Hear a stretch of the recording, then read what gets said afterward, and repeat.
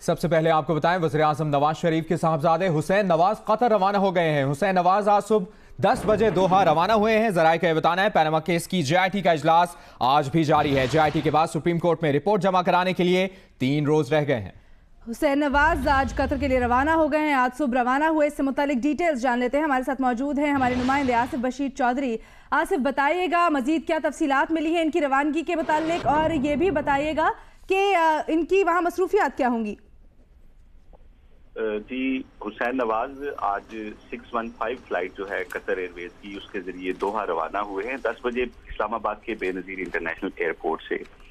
और हुसैन नवाज जो मई के आखिरी हफ्ते से JIT के रूबरू पेश हो रहे थे, मुख्तलिफ औकात में इनको बुलाया जाता रहा, तो उसके बाद इनकी जो अब इनसे सवालात का सिलसिला है वो मुकम्मल हो गया है, जिसके बाद ये रवाना हुए हैं पाकिस्तान से बाहर। तहम फैमिली ज़राए का ये कहना है कि JIT से इस हवाले से बातचीत की गई थी और उन्हें अब हुसैन नवाज से मजीद सवालात नहीं करने, और उसके बाद ही वो पाकिस्तान से बाहर रवाना हुए हैं। तहम कतर में हुसैन नवाज की क्या मसरूफियात होंगी, वो किन लोगों से मिलेंगे, इस हवाले से जो है वो कुछ भी नहीं बताया गया। तहम ये बात कंफर्म की जा रही है, और इस्लामाबाद के बेनज़ीर इंटरनेशनल एयरपोर्ट के हमारे ज़राए ने भी इस बात की तस्दीक की है कि 10 बजे दोहा जाने वाली दोहा जो फ्लाइट गई है 615, उस पे हुसैन नवाज पाकिस्तान से कतर के शहर दोहा के लिए रवाना हो गए। जी, वज़ीर-ए-आज़म नवाज शरीफ के साहबजादे हुसैन नवाज कतर रवाना हो गए हैं और आज सुबह 10 बजे दोहा रवाना हुए हैं। ज़राए कैसे बताना है कि हुसैन नवाज रवाना हुए हैं कतर। पैनामा केस की JIT का इजलास आज भी जारी है और JIT के बाद सुप्रीम कोर्ट में रिपोर्ट जमा कराने के लिए 3 रोज रह गए हैं। आसिफ बशीर चौधरी, आपने तफसीलन अपडेट किया, बहुत शुक्रिया आपका।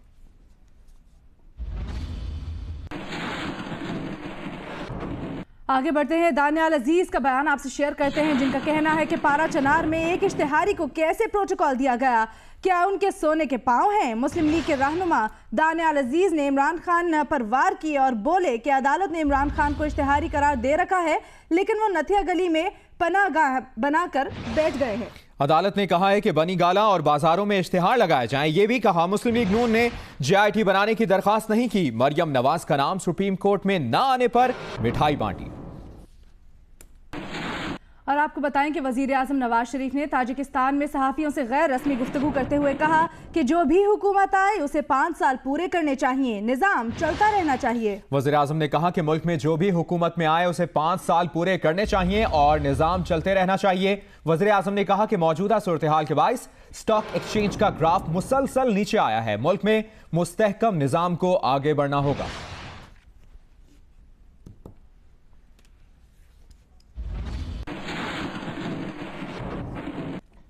पैनामा केस की तहकीकाती कमेटी की रिपोर्ट पेश होने की तारीख जैसे जैसे करीब आने लगी, साजिशों की बाज़गश्त तेज होने लगी है। इस सिलसिले में सियासी जमातों ने भी मुख्तलिफ मौक़िफ़ अपनाए हैं। इसकी तफसीलात जानते हैं इस रिपोर्ट में।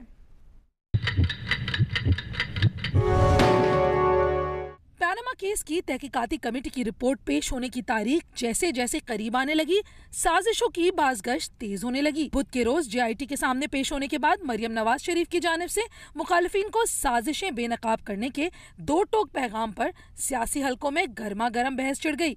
कायदे हिज़्ब इख्तिलाफ खुर्शीद शाह बोले, अगर साजिश हो रही है तो वज़ीर-ए-आज़म उन्हें बताएं। जियो न्यूज के प्रोग्राम आपस की बात में गुफ्तगू करते हुए खुर्शीद शाह ने कहा कि वज़ीर-ए-आज़म की जरदारी साहब से नहीं बनती तो फजल रहमान को बताएं। वो देख रहे हैं कि उनकी कोई डोरियां हिला रहा है, उनके खिलाफ साजिश हो रही है, तो मैं अपनी उनको सर्विसेज ऑफर करता हूँ द लीडर ऑफ अपोजिशन। मुझे बता दें, चलो मुझ पर भी इतना एतमाद नहीं तो मौलाना फजल रहमान को बता दें, वो हमसे रब्ता करके बताए कि ये साजिशें हो रही हैं। आपको नजर आ रहा है कोई साजिश हो रही है? ईमानदारी से कह रहा हूँ, ईमानदारी से कह रहा हूँ, इस वक्त कोई ऐसी साजिश नहीं हो रही। प्रोग्राम आज शाहजेब खानजादा के साथ में गुफ्तगू करते हुए मुस्लिम लीग नून रहनुमा ख्वाजा साद रफीक ने कहा कि हालात यही बताते हैं कि साजिश के डांडे पाकिस्तान से बाहर भी मिलते हैं और मुल्क के अंदर भी जड़ें मौजूद हैं। हमारा ये मानना है और हमारा ये ख्याल है कि हम पाकिस्तान में मियाँ नवाज शरीफ साहब की मुंतखब जमहूरी हुकूमत के ख़िलाफ़ साजिश के डांडे पाकिस्तान के बाहर से भी मिलते हैं और पाकिस्तान के अंदर भी उसकी जड़ें और शाखें मौजूद हैं। पाकिस्तान से बाहर और अंदर की जब मैं बात करता हूं तो अगर आप ये मुझे कहें कि भाई कोई डॉक्यूमेंट्री एविडेंस ला के दो, तो इस तरह कोई डॉक्यूमेंट्री एविडेंस तो पेश नहीं की जा सकती, लेकिन हालात का जायज़ा और तज्ज़िया आपको बताता है आपके साथ इंसाफ नहीं हो रहा या आपके साथ वो रवैया इख्तियार किया गया जो किसी और के साथ इख्तियार नहीं किया गया। ISI को पैनामा केस JIT के मामला चलाने और देखभाल का हुक्म सुप्रीम कोर्ट ने दिया। JIT अरकान ने पहले ही दिन मालूमात महफूज रखने से मुतालिक फैसला कर लिया था। JIT ज़राए और वजारत दिफा हुक्काम ने तस्दीक की है। इसी वजह से मीडिया मॉनिटरिंग, कानूनी पहलुओं, इंतजामिया और सिक्योरिटी से मुतालिक मामलात में JIT को ISI की मुआवनत फराहम की गई। द न्यूज के सीनियर सहाफ़ी अहमद नूरानी की रिपोर्ट के मुताबिक ISI ने JIT के इंतजामी और सेक्रेटेरियल उमूर का कंट्रोल अपने तौर पर नहीं बल्कि सुप्रीम कोर्ट की हिदायत पर संभाला। इसी वजह से मीडिया मॉनिटरिंग, कानूनी पहलू से मावनत, इंतजामी और सिक्योरिटी उमूर से मुताल्लिक मामलात में JIT को ISI की मावनत फराहम की गई। राब्ता किए जाने पर रजिस्ट्रार सुप्रीम कोर्ट ने तहरीरी सवालात के जवाबात नहीं दिए। अदालत उज़्मा की अमलदरामद बेंच के सरबरा जस्टिस एजाज अफजल ने भी इस बारे में इस्तफसार पर कोई तबसरा नहीं किया, लेकिन साथ में ये भी कहा कि किसी को शिकायत है तो वो अदालत में उनसे राब्ता करे। ताहम JIT के ज़राए और वजारत दिफा में हुक्काम ने तस्दीक की कि JIT की कारगुजारी के पहले दिन ही तमाम JIT अरकान के इत्तफाक राय से फैसला कर लिया गया था कि इंफॉर्मेशन को महफूज रखना इंतहाई अहमियत का हामिल है। गवाहों से पूछे गए सवालात अफशा हो तो फिर ये सारा अमल रुसवाई और बदनामी का बाइस बन जाएगा। ज़राए के मुताबिक JIT अरकान के इजलास में ये भी इत्तफाक हुआ कि तमाम महकमों से अफरादी क़ुव्वत लेने के बजाय सिर्फ ISI को सेक्रेटेरियल जिम्मेदारी सौंप दी जाए। ज्यादातर इंतजामी उमूर भी ISI ही निपटाए। इसके अलावा नेशनल जुडिशल अकेडमी में कायम JIT सेक्रेटेरिएट और अरकान की सिक्योरिटी भी ISI के ही हाथों में हो और इसकी मंजूरी सुप्रीम कोर्ट से ली जाए, जिसकी जज साहिबान ने मंजूरी दी। सुप्रीम कोर्ट अमल दरामद बेंच ने 5 मई को अपने हुक्मनामे में इंतजामी उमूर निपटाने और सिक्योरिटी से मुताल्लिक इशूज में ISI से मदद लेने की तजवीज़ की भी मंजूरी दी। चूंकि सुप्रीम कोर्ट ने इस मंजूरी से मीडिया को आगाह नहीं किया था, इसीलिए JIT की कारकर्दगी को उसके दायरा इख्तियार के हवाले से तनकीद का निशाना बनाया गया। यहाँ पर आपको बताएं कि रुपए के मुकाबले में डॉलर की कदर में उतार चढ़ाव जारी है। इंटरबैंक में डॉलर सस्ता होने के बाद ओपन मार्केट में लेन देन शुरू हो गया। ओपन मार्केट में डॉलर 106.50 रुपए में खरीदा जा रहा है। फॉरेक्स एसोसिएशन के मुताबिक सदर फॉरेक्स एसोसिएशन का कहना है कि ओपन मार्केट में डॉलर 107 रुपए में फरोख्त हो रहा है। 5 बड़े बैंकों ने डॉलर की खरीदारी की थी, यह भी कहा है सदर फॉरेक्स एसोसिएशन मलिक बोस्तान ने। जबकि सदर फॉरेक्स एसोसिएशन का कहना है कि वजीर खजाना डॉलर महंगा करने वालों के खिलाफ कार्रवाई करें, रुपए की कदर में जल्द इस्तेहकाम आ जाएगा।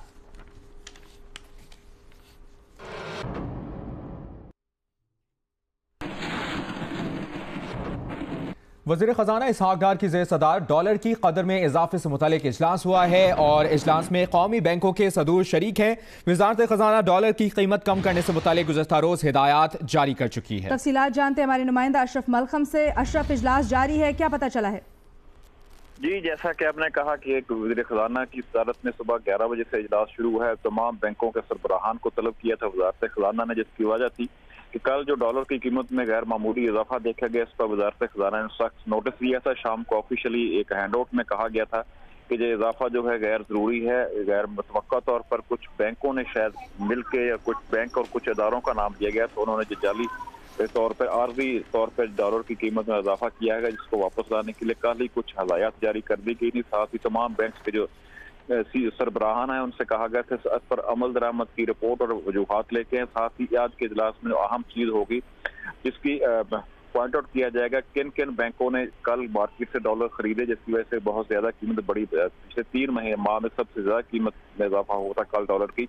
जो बैंक डॉलर की परचेज में मुलव्वस पाए जाएंगे, उम्मीद है कि उनके खिलाफ कोई ना कोई कार्रवाई आज के इजलास में रिकमेंड की जाएगी। और साथ ही आइंदा मुल्क पाकिस्तान में डॉलर की कीमत को रुपए के मुकाबले में मुस्तहकम रखने के लिए जो इक़दाम या हदायत वज़ारत ख़ज़ाना की तरफ से जारी की जाएंगी, उन पर अमल दरामद के सिलसिले में भी कोई न कोई फैसला आज जरूर किया जाएगा। जी, बैंकों के सदूर अमल दरामद रिपोर्ट आज इजलास में पेश करेंगे, ये भी बताया गया है ज़राए की जानिब से। बहुत शुक्रिया आपका अशरफ मलखम।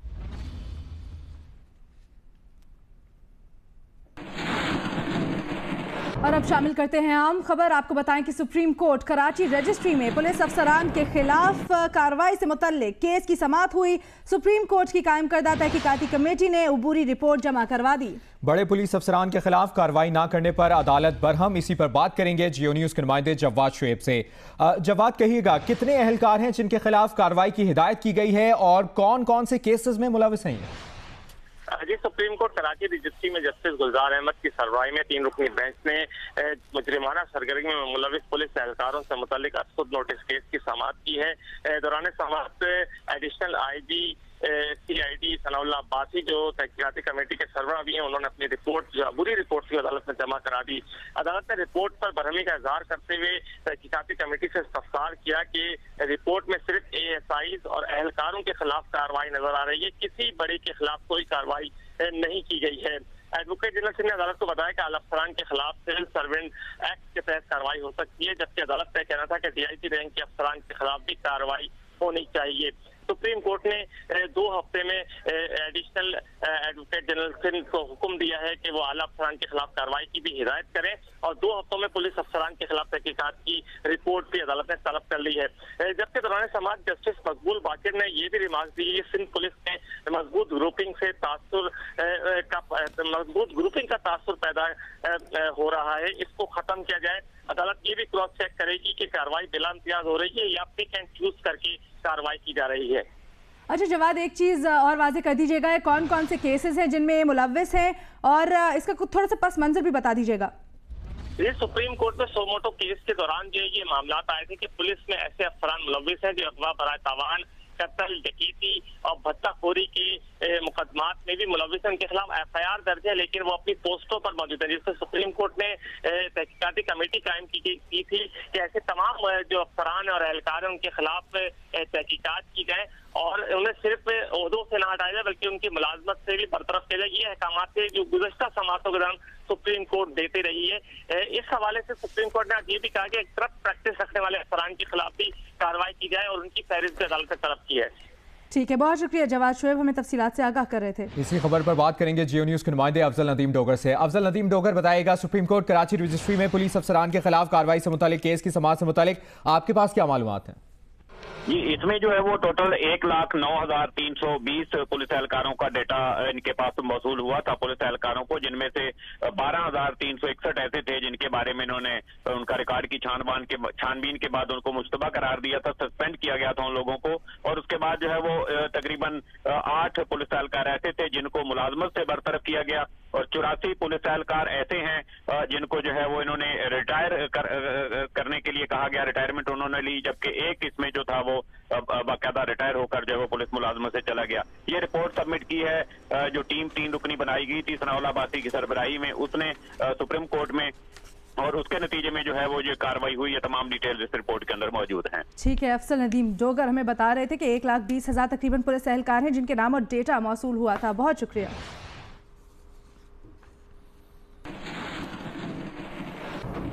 आगे बढ़ते हैं, आपको अपडेट करेंगे। दोशंबे में जारी कासा कॉन्फ्रेंस के वक्फे में वज़ीर-ए-आज़म नवाज शरीफ और अफगान सदर की गैर रस्मी मुलाकात हुई है। वज़ीर-ए-आज़म नवाज शरीफ और अफगान सदर की कुछ देर बाद 1-on-1 मुलाकात भी होगी। इस मौके पर अफगान सदर अशरफ गनी मुसलसल वज़ीर-ए-आज़म नवाज शरीफ के हमरा रहे। मेहमानों की लजीज नान और मकामी पकवानों से तवाज़ो भी की गई। वज़ीर-ए-आज़म नवाज शरीफ ने नान बाई के तंदूर का भी मुआयना किया। कॉन्फ्रेंस के दौरान मुलाकातों और चारों सरबराहान मुमलिकत की महल की सैर का अहवाल आपको बताएंगे आसिफ अली भट्टी।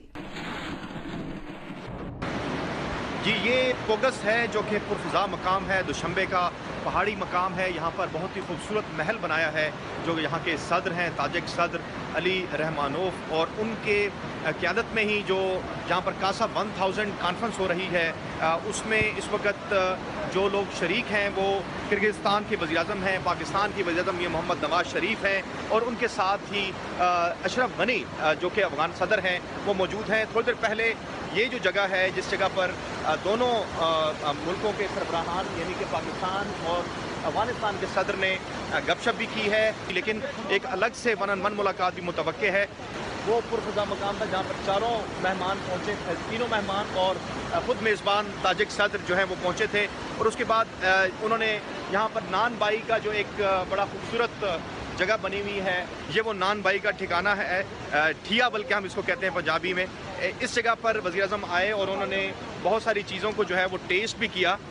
और ये नान था जो कि मैं आपको दिखा सकूं, इस नान को उन्होंने टेस्ट किया और उसकी तारीफ़ की। और उसके बाद जो ये सारे रहनुमा हैं इस एरिया को देखते हुए, एक ये जो बिल्डिंग है सामने, इसमें अभी मौजूद हैं और इस एरिया में अभी मुलाकात जारी है। सिर्फ 4 सरबराहान हैं जो कि इस कमरे के अंदर जो है मीटिंग जो चल रही है, जिसमें जो इक्तिसादी राहदारी का मंसूबा है, ख़ास तौर पे जो पाकिस्तान ने चाइना के साथ मिलकर 1 बेल्ट 1 रोड वाला जो कॉन्सेप्ट है उस पर आगे बात बढ़ाने की जो है वो शुनीद है कि चारों मुल्क इस बात पर इत्तफाक करेंगे कि वो इक्तिसादी राहदारी को जो है वो यहाँ तक एक्सटेंड किया जाए, जो यहाँ पर दीगर ममालिक हैं, सेंट्रल एशियन स्टेट्स जो हैं, ख़ास तौर पर ताजिकिस्तान।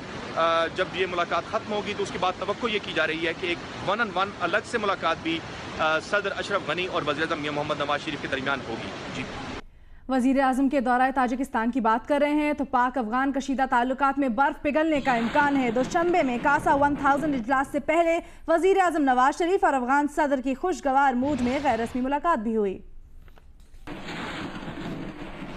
ताजिकिस्तान, अफगानिस्तान, किर्गिस्तान और पाकिस्तान पर मुश्तमिल कासा 1000 मंसूबे का सरबराही इजलास दोशंबे में जारी है। इजलास से खिताब करते हुए वजीर आजम नवाज शरीफ ने कहा कि कासा 1000 का मंसूबा वस्त एशिया और जनूबी एशिया को आपस में मिलाएगा। मंसूबे से रोजगार के नए मौके और तिजारत को फरोग मिलेगा। This project is an important step towards realization of the planned Central Asia, South Asia regional electricity market. It will be a good example of promoting cooperation between energy deficient South Asia and energy rich Central Asia. वज़ीर आज़म नवाज शरीफ ने कहा कि समाजी, माशी और सनती तरक्की के लिए हमें तवानाई चाहिए। बिजली की तरसील मंसूबे से पाकिस्तान और अफगानिस्तान को बिजली मिलेगी। Kasa 1000 power project will not only bring revenues to Tajikistan and Kyrgyzstan, but will also mitigate electricity shortages in Pakistan and Afghanistan and increase the prospects for growth. It will also be a source of revenue for Afghanistan, opening up greater business and investment opportunities. Conference के वक्फे में वज़ीर आज़म नवाज शरीफ और अफगान सदर की गैर रस्मी मुलाकात भी हुई। कासा 1000 मंसूबा 2018 में मुकम्मल होगा। जबकि तर्जुमान दफ्तर खारिजा का बताना है कि वज़ीर आज़म का दौरा है ताजिकिस्तान और पाकिस्तान में आलमी रहनुमाओं की आमद अहम पेशरफ्त है। पाकिस्तान दहशतगर्दी की तमाम इक़साम की मज़म्मत करता है। मकबूजा कश्मीर में इंसानी हुकूक की खिलाफ वर्जियाँ जारी हैं। मकबूजा कश्मीर में कई नौजवानों की मस्कशुदा लाशें मिली हैं। दफ्तर खारिजा के मुताबिक तमाम हुर्रियत रहनुमाओं को नमाज ईद भी अदा नहीं करने दी गई। पाकिस्तान कश्मीर में तमाम मजालिम की मजम्मत करता है। मकबूजा कश्मीर में कीमियाई हथियारों के इस्तेमाल की तहकीकात होनी चाहिए। अब बात कर लेते हैं मकबूजा कश्मीर की सूरत हाल की। तो मकबूजा कश्मीर में भारतीय फोर्सेस का क्रैकडाउन जारी है। बुरहान वानी की बरसी की तकरीब आते ही भारतीय फोर्सेस की बौखलाहट बढ़ने लगी है। मीर वाइज उमर फारूक, सैयद अली गिलानी घरों में नजरबंद। यासीन मलिक भी गिरफ्तार कर लिए गए हैं। आज से वादी में इंटरनेट सर्विस बंद कर दी गई है। आपको बताएं कि बुरहान वानी की बरसी से कबल मकबूजा कश्मीर में हुर्रियत रहनुमाओं के खिलाफ क्रैकडाउन शुरू कर दिया गया। हुर्रियत रहनुमा मीर वाइज उमर फारूक और सैयद अली गिलानी घरों में नजरबंद, जबकि यासीन मलिक को गिरफ्तार कर लिया गया। मकबूजा कश्मीर में सिक्योरिटी अलर्ट भी जारी किया गया है। वादी में आज मोबाइल इंटरनेट सर्विस भी बंद कर दी जाएगी।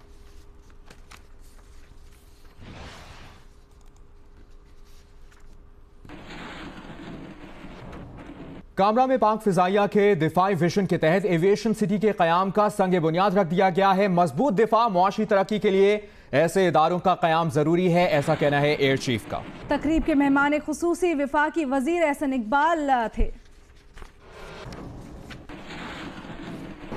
Certainly today's event is an unprecedented milestone in the history of PF as well as the aviation sector in Pakistan.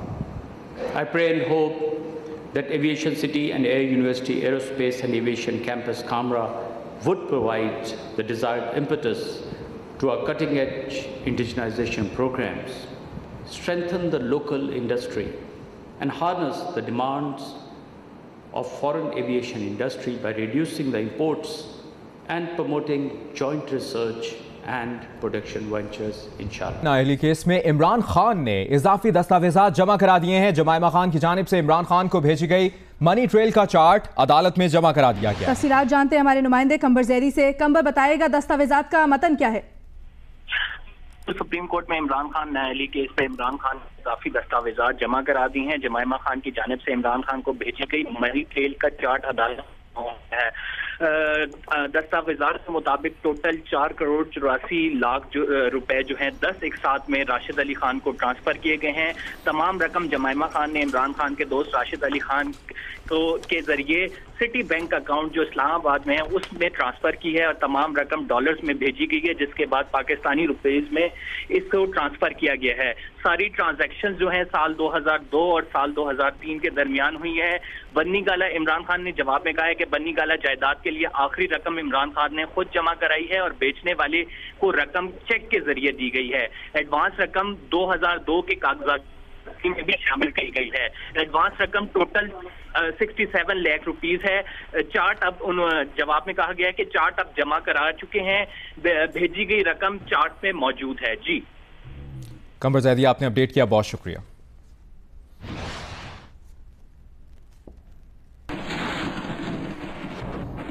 Update है मुल्तान से, जहां पर मखदूम रशीद के इलाके में पुलिस मुकाबला हुआ और डीएसपी का बताना है कि मुकाबले में एक दहशतगर्द मारा गया। तफसील जानेंगे जियो न्यूज के नुमाइंदे अहमद बुजदार से। अहमद बुजदार, बताएगा डीएसपी का मजीद क्या बताना है और इस वाक़े से मुतालिक आपके पास क्या अपडेट? जी, डीएसपी नसरुल्लाह बड़ैच जो है उनका ये कहना है कि ये जो दहशतगर्द है मुबैना तौर पर ये लियारी वार का बिबर है और इसका जो नाम बिलाल बताया जा रहा है और इसने गुज़श्ता हफ्ते ज़ियाउर रहमान जो इंस्पेक्टर है, सब इंस्पेक्टर नारोवाल में, वहाँ एक पुलिस मुकाबले में उसको शहीद किया था और इसके हवाले से जो है इसके आज इतला मिली पुलिस को कि ये शख्स जो है यहाँ मुल्तान के इलाके में कुछ लोगों के साथ मौजूद है। तो पुलिस पार्टी का जो है उन्होंने इसका ताक़ुब किया और इस दौरान पुलिस पार्टी पर इसने फायरिंग की। फायरिंग के दौरान पुलिस ने जवाबी कार्रवाई की तो ये बिलाल जो है ये हलाक हो गया, जबकि इसके दो साथी जो है वो फरार होने में कामयाब हो गए, जिसके ताक़ुब में पुलिस जो है वो लगी हुई है और इसकी तलाश जारी है। ताहम इसका जो बिलाल है इसके हवाले से जो बताया जा रहा है कि खानेवाल, गुजरांवाला, मुल्तान और इसके अलावा मुख्तलिफ जो पंजाब के इजला हैं वहाँ पर इसके खिलाफ डकैती, राजनी, अगवा और दीगर कई मुकदमा जो है वो दर्ज है। जी, मुल्तान में पुलिस मुकाबला हुआ जिसमें एक दहशतगर्द बिलाल को हलाक किया गया है, जिसका ताल्लुक कल अदम तहरीक तालिबान पाकिस्तान और लियारी गैंग वॉर से बताया जाता है। बहुत शुक्रिया अहमद बुजदार।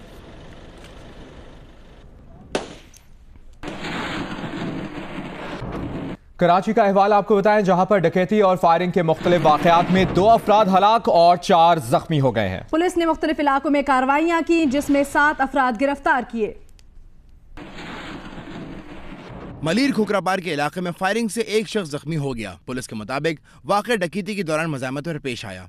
खोखराबार में ही नामालूम मुलजिमान ने 27 साल मोहसिन को भारी पत्थर सर पर मारकर कत्ल कर दिया। कोरंगी जमान टाउन में नामालूम अफराद की फायरिंग से एक शख्स हलाक जबकि एक जख्मी हो गया। मकतूल की शनाख्त इमरान जबकि जख्मी की फहद के नाम से हुई।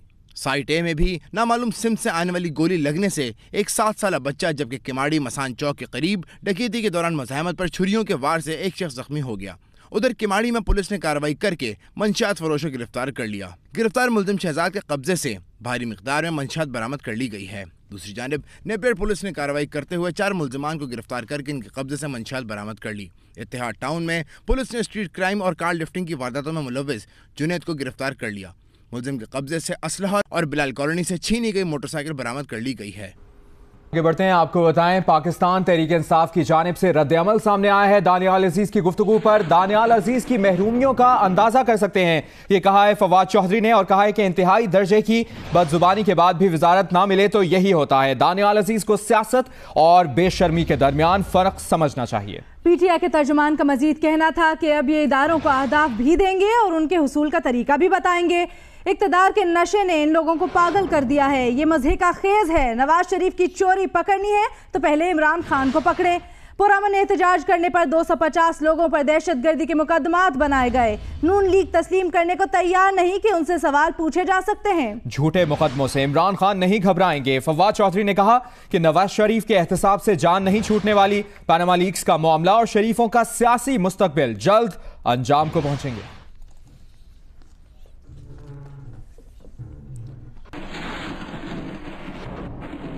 मुल्क में मानसून स्पेल की बात करते हैं तो कराची में आज हल्की बारिश का इम्कान है। आइंदा 24 घंटों के दौरान कराची में मौसम कैसा रहेगा, ये बता रही है हमारी नुमाइंदा उनीबा जमीर शाह। जी हाँ, इन दिनों कराची में बादलों का राज है। थोड़ी देर के लिए धूप निकलती है लेकिन उसके बाद फिर बादल आ जाते हैं और मौसम काफ़ी बेहतर लगने लगता है। आज भी कराची में मतलब कभी मुकम्मल और कभी जुज़वी तौर पर आलूद है। अच्छी बात यह है कि कराची में इन दिनों हवाएं बहुत अच्छी चल रही हैं। इस वक्त जो दर्जा हरारत है वो 31 डिग्री सेंटीग्रेड है, लेकिन जो इसकी शिद्दत है वो 37 डिग्री सेंटीग्रेड महसूस की जा रही है। महकमा मौसमियात का कहना है कि आइंदा 24 घंटों के दौरान ज़्यादा से ज़्यादा दर्जा हरारत 33 से 35 के दरमियान रहने का इम्कान है। आज इम्कान जाहिर किया गया है कि कराची के कुछ इलाकों में बूंदाबांदी हो सकती है। इसके अलावा हल्की बारिश का भी इम्कान जाहिर किया गया है।